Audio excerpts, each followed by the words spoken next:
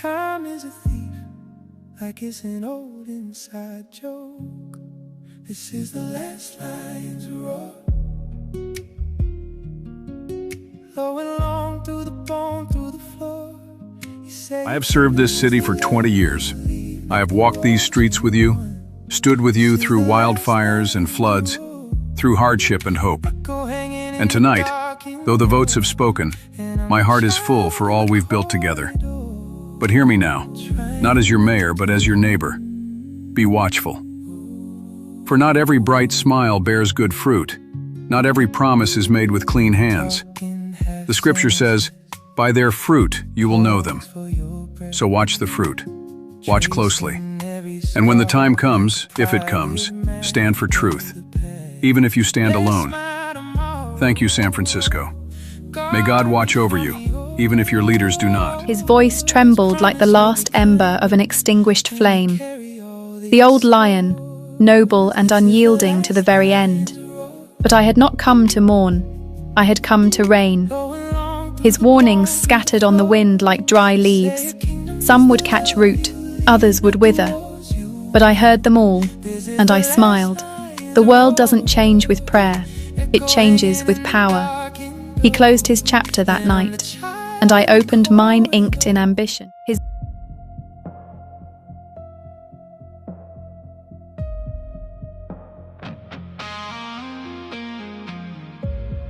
I called them wellness hubs, sterile, clean, humane. But they were cages with scented candles. The homeless disappeared from view, not from pain. Mothers wept behind drawn blinds as their homes became high-rises. Fathers worked 2 jobs for what used to be one, still hungry, still tired, still silenced. And I smiled, because the wine flowed, and the cup of abominations filled just a little more.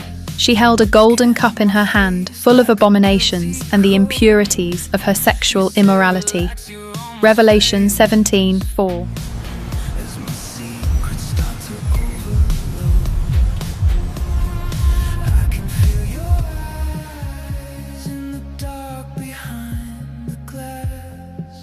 This wasn't control, this was care, or so they told themselves.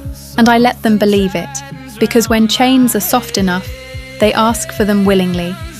Pause. They called me mayor, but I was never meant to sit in just one chair. The walls of City Hall echoed with borrowed power, temporary, transitional, tame. I walked those marble corridors like a queen between thrones, my heels clicking against ambition, my mind already in.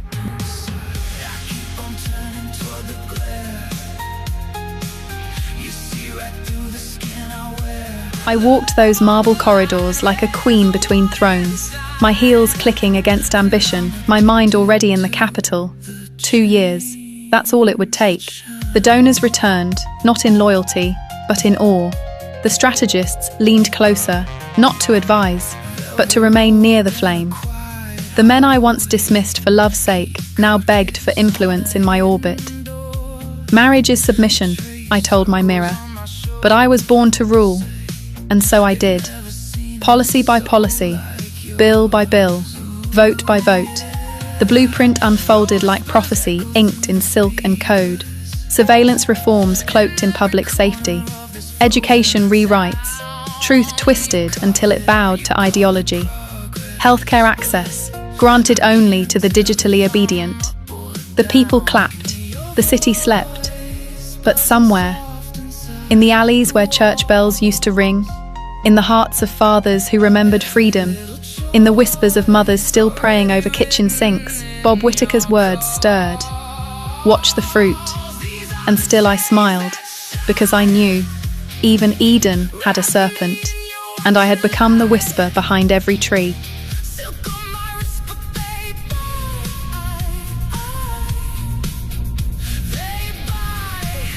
They believed they could whisper liberty back into the marrow of this city, that prayers in basements could undo policy, that unity without power was still a threat.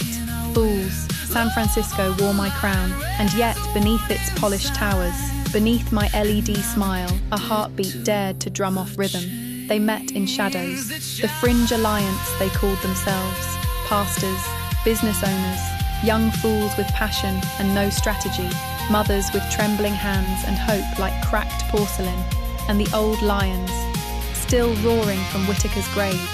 They clung to dangerous words: truth, faith, freedom. They dared to say the city didn't belong to me, that it belonged to the people. How quaint.